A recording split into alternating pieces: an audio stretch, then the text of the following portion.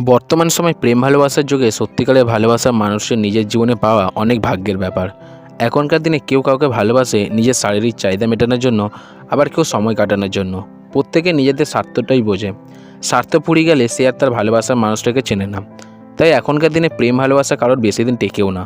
তাই আপনি যদি এই প্রেম ভালোবাসার মধ্যে থাকেন, তাহলে আজ এই ভিডিওতে বলা 3টি প্রশ্ন আপনি আপনার প্রিয় মানুষটাকে জিজ্ঞাসা করে দেখুন এবং তার বলা উত্তরও এই ভিডিওতে বলা উত্তরের সাথে মিলিয়ে নিন।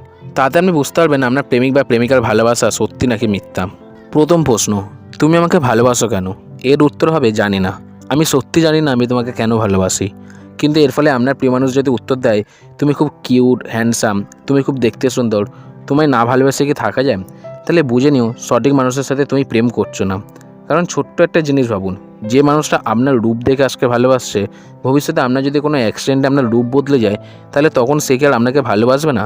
তাই আজ আপনি যাকে ভালোবাসছেন সে আদৌ আপনার জীবনসঙ্গী হওয়ার যোগ্য কিনা তা একবার বিচার করে দেখুন। কারণ অন্ধ ভালোবাসা কখনোই উচিত নয়। দ্বিতীয় প্রশ্ন, যদি তোমার কাছে এখন শেষ 24 ঘন্টা সময় থাকে, তুমি আমার সাথে কেমনভাবে কাটাতে চাও? আপনার প্রিয় মানুষের যদি সত্যিই আপনাকে ভালোবাসে, তবে সে আপনাকে উত্তর দেবে 24 ঘন্টার বদলে যদি আমার কাছে 24 সেকেন্ডও সময় থাকে, আমি তোমায় ছেড়ে কোথাও যাব না। আমি তোমার কাঁধে মাথা রেখে বিদায় নিতে চাই। কিন্তু তার বদলে আপনার প্রেমিক বা প্রেমিকা যদি বলে আমি তোমাকে অনেক আদর করতে চাই, তোমার সাথে রোমান্টিক সময় কাটাতে চাই, তাহলে বুঝে নিও আপনার ভালোবাসা মানুষটি সঠিক নয়, আপনি ভুল মানুষের প্রেমে পড়েছেন।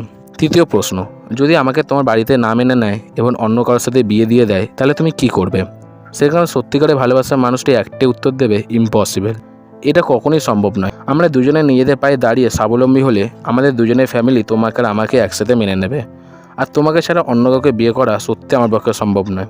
কিন্তু তার বদলে যদি উত্তর আসে এখনই কেন বিয়ের কথা বলছো, বিয়ের কথা এখন রাখো, তাহলে বুঝে নাও সেই মানুষটি তোমার সাথে জাস্ট টাইম পাস করছে। এবং তাছাড়া এরকম যদি উত্তর আসে আমাদের বাড়ি থেকে না মেনে নিলে আমরা পালিয়ে গিয়ে বিয়ে করব, তাহলেও ভেবে নিও সেই মানুষটি অনেক সময় ভালো হয় না।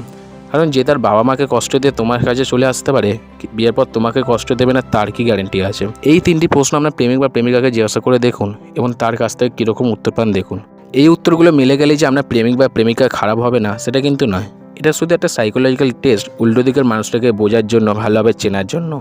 ভিডিওটি ভালো লাগলে লাইক শেয়ার করে দেবেন এবং আপনার মূল্যবান বক্তব্য কমেন্টে জানাতে ভুলবেন না। দেখা হচ্ছে নতুন কোনো ভিডিও নিয়ে তোমাদের সাথে। ততক্ষণ ভালো থাকুন, সুস্থ থাকুন। ধন্যবাদ।